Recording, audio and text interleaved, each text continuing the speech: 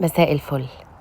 أنا من محبي شوبرز دراج مارت، بس جربت دخلت ريكسال عشان كنت عايزة أبعت حاجات من خلال كندا بوست لمسابقة المورينجا.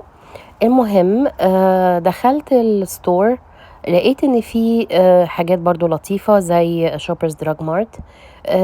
هي الفرايتيز مش كتير والستور مش كبير زي شوبرز دراج مارت، بس في نفس البرودكتس تقريبا.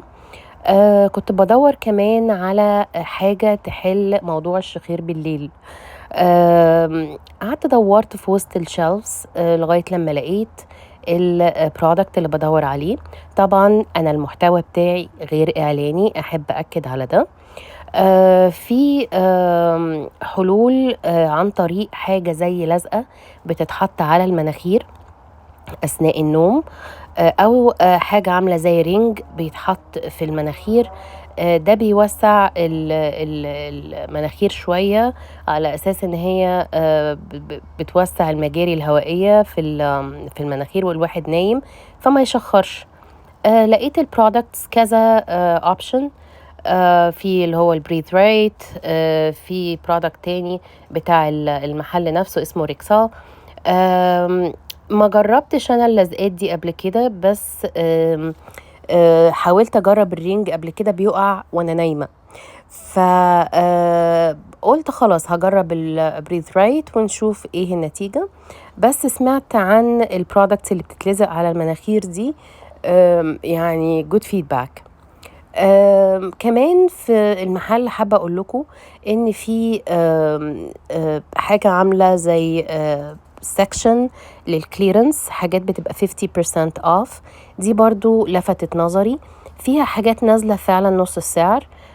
دي ديفايس علشان الرجلين، ده بيبقى بريشر للرجل برضو علشان الناس اللي عندها دوالي. لقيت برضو حاجات تانية للكحة. ولقيت الديفايس اللي أنا كنت استخدمتها قبل كده نازلة 50% off، اللي هي حاجة زي البلاستيكة اللي بتتحط في المناخير بتوسع المجاري الهوائية. طبعا أنا استمتعت جدا جدا بالجولة بتاعتي، لأن الطابور بتاع كندا بوست بصراحة كان طويل، فاداني فرصة إن أنا ألف في المحل وأبص بقى على الأسعار. الواحد دايما بيخطف الحاجة من على الشلف ويجري. دي الديفايس اللي بقول لكم عليها، هي نازلة سعرها ل$9 وشوية. it's not worth it بصراحة، حتى لو ب$2، لأن هي في الآخر ما بتعملش حاجة. يعني بداية النوم بتبقى لطيفة، بتصحوا بعد كده بتلاقوها مرمية على الأرض جنبيكم. خلصت الجولة بتاعتي ورحت بعت الأظرف للناس اللي ما راحت لهمش البذور بالغلط من كندا بوست.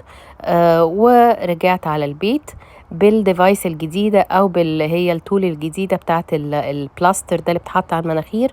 وخلينا نشوف، هقول لكم الفيدباك في فيديو جديد. مساء الفل.